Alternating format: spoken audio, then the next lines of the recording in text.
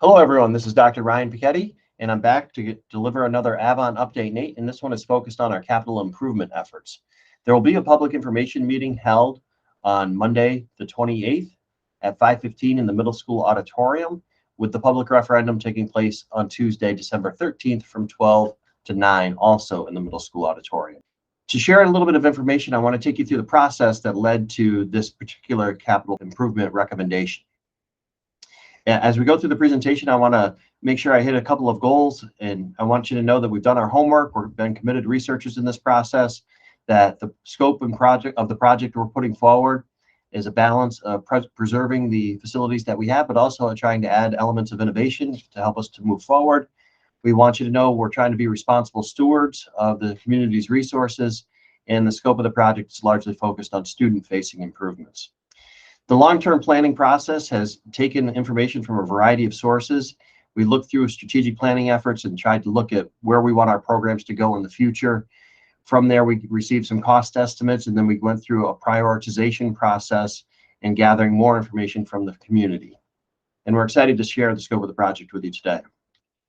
Prior to doing the work, the district has had a variety of information sources that we've borrowed from in order to gather the whole scope of the research that we wanted to look at in order to make some decisions about moving forward. There's a strategic planning efforts from 2016 to 19, the legacy planning effort that got started in 2018 and collected some facilities related information, the New York State required building condition survey, our more recent strategic planning effort where we did the comprehensive needs assessment. During the pandemic, we sent out and administered some surveys and gathered some information through that process. And then the COVID relief funds also required stakeholder meetings to examine how to best use some of the COVID relief funds. In this facilities process, we formed a long-range facilities planning team that consisted of 27 members from a variety of stakeholder groups. You can see the membership here on the screen. We conducted more specific facilities-based surveys with faculty, staff, community, and students. We had a couple of educator meetings in each building, and we also engaged in some community dialogues that were open. The facilities planning team engaged in a number of visits to other school districts. We also visited some higher ed institutions and some places of employment. The overall goal is we really wanted to be student focused and student facing as we came up with the scope of the project, but we also wanted to be practical and pragmatic in terms of looking at what was identified in the building condition survey. One of the things I'm most proud of in the work that came back is when people were asked to describe the Avon culture, these are the words that were most commonly used to describe our school culture. Something that I think is a good representation of what I have found to be the Avon experience. The committee, consisting of those 27 stakeholders, identified 4 guiding principles that we use to try to help us to make decisions. We wanted to foster innovation through dynamic spaces, so multiple uses of those spaces. We wanted to support the feeling that Avon schools are essential spaces for the community. We know that a number of community groups look to the school in order to have some places to meet or perhaps run their practices or offer their programming. We wanted to effectively and efficiently utilize resources, both the site, the facilities, and the financial resources to modernize existing facilities, but in a sustainable way. So not just thinking sustainable in terms of energy efficiency, but sustainable in the sense that we need to be able to take care of these spaces with our existing staff. And we also wanted to just add some levels of branding and infuse the sense of pride that Avon feels in its schools and make sure that that's reflected in our school facilities. Entering a project like this, there are some key understandings. We wanted to not just think about a scope of one project, but we wanted to create a facilities plan to take us through the next couple of projects to guide us for the next 7 to 10 years or so with our facilities efforts. The balanced approach can be tricky. Inevitably, some things will be left out. You may wonder, why is this in? Why did we not consider that? We tried to be as thorough as we could in looking at the information and then prioritize where we want to be right now, but as part of a longer term plan. There are some basic funding rules with large scale projects like this in schools. New York State, via Albany and the State Education Department, will pay for a good portion of this project. So they have some rules that we have to follow in order to make sure that we're doing what we can to meet the aidability requirements so as to minimize the local impact on taxes and on our school budget. The process identified a number of items, and just as a reminder, we were informed by the building history, the building condition survey, strategic planning efforts, community input, and then the facilities discussions resulting from visits. And we engaged in then some conceptual designs and some feedback around different possibilities in order to prioritize what we could put forward. And the last thing I'd want you to know is that public construction is expensive. When you look at building in municipalities and the schools, things just tend to cost more as a result of the school funding and the additional regulations that we have to face. So in doing all of this, we've done the best we can with the information that we have. Tried to that I know that philosophy is attributed to Teddy Roosevelt, but we do the best we can with the information we have, where we are when we're there. So I'm happy to put this scope of the project forward to you. So we are asking for approval for a $24 million project that will be phased in over the next 5 years. The project will address a number of both critical infrastructure needs, operations, aesthetics, as well as try to enhance some opportunities for active learning. Front and center will be library media center and STEAM learning labs, collaborative play areas. We plan to address the elementary school playground and potentially playgrounds through a series of moves. We're looking at welcoming spaces and the entries and lobbies and corridor improvements, as well as addressing some of the safety and security items, especially those developed either within the building condition survey the last time that it was conducted, or items that have come to the front at this point. More specifically, looking at the elementary school, we'll be addressing the library and media center, as well as the STEAM lab, adding collaboration areas, looking for engagement spaces, and then in general, looking at the aesthetics and the finishing upgrades within the hallways of the elementary school. From a safety and security standpoint, looking at interior doors as ways to section or zone the building, looking at ventilation upgrades, looking at existing hot water and domestic hot water matters, electronic vehicle charging station, and then, as I mentioned before, the playgrounds. A more specific look at what this might entail is anything that's in yellow on this map will be addressed. If it's in the yellow in the hallways, it means we're taking a look at, if needed, the flooring, the walls, and the lighting in those spaces. You can see this area here towards the top right-hand side, where the cursor is here, is where the students enter the building. We're looking at adding a collaboration lab here for small group work.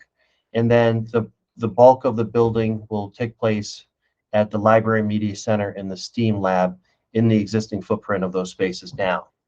So what I'm about to show you are just conceptual renderings. There have been no design decisions made, but they're intended to just show some of the thinking that's taking place. So this is the example of where the students would come in off of the bus loop at this point. And what is currently a cinder block wall, now we would add a different welcoming feel to that space. And then behind that, there's an office, and that could be a small group collaboration area. Inside that space, it may look something like this. Again, no design decisions have been made, but you can see the enhanced look of color and different modernized furniture in order to create a space more conducive to the students and engagement.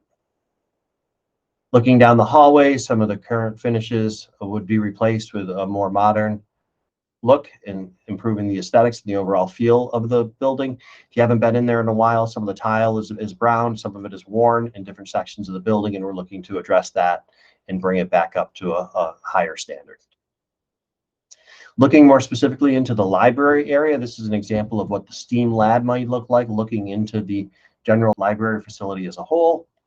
And the next view would be looking in the library, looking back towards the STEAM area.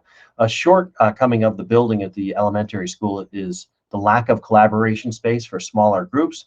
So within the footprint of the library, we would be looking to add this opportunity for a small group collaboration area.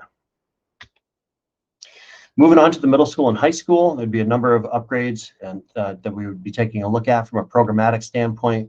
We'd be starting a STEAM renovation to put in place a STEAM lab that will be phased in over 5 years, looking at the connective corridor between the middle school and the high school with a goal of consolidating department areas where students in grades 5 through 12 all use common areas, such as the technology areas, some of our occupational education opportunities, music, art, and as well as counseling services. Speaking of counseling services, we'd be looking to centralize a wellness and career hub into what is now a more central location in the building for all of our mental health staff for not just to deliver the curricular needs of the mental health program, but also looking at some of that career exploration opportunities.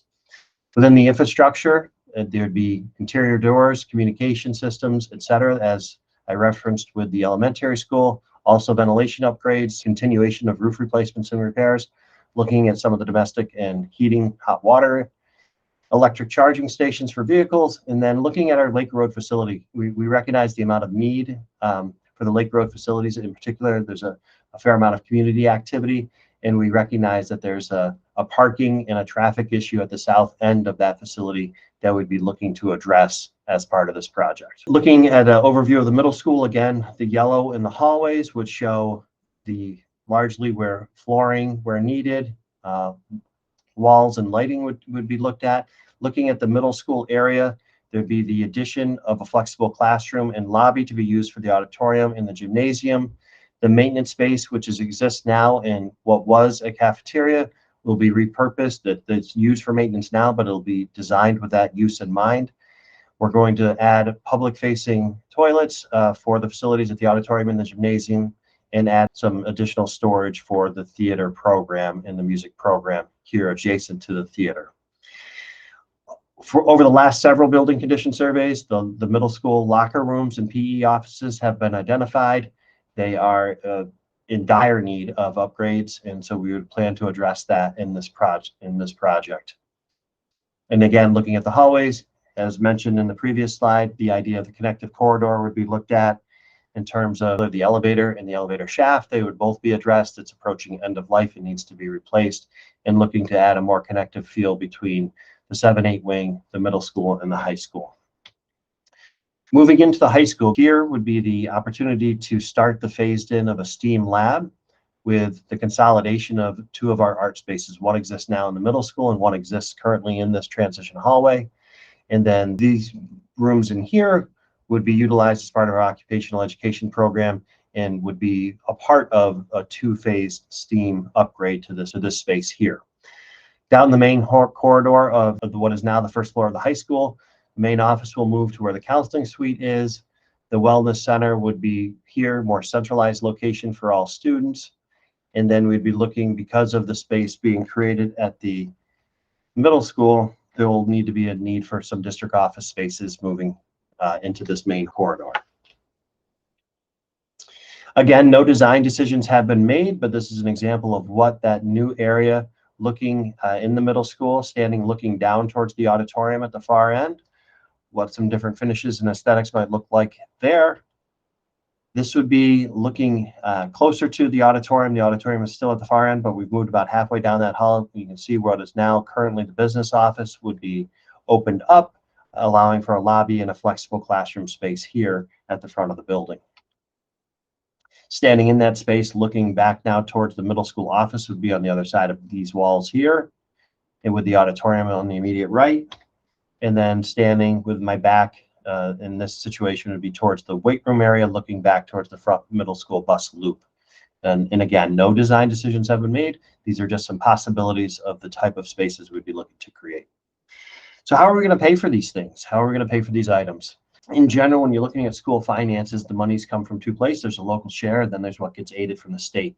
In a project of almost $24 million, about 2.5 of that, we would be requesting permission to access the 2009 Capital Improvement Reserve Fund. Those are funds that have been set aside just for this type of capital improvements, with the rest of the project, about $21.5 million, being aided through state education sources via the state of New York and the annual budget there. We anticipate about 94% of the project will be eligible for aid, and our current aid ratio is about 88%. So those funds would come back to us in the form of building aid as part of the annual school budget process.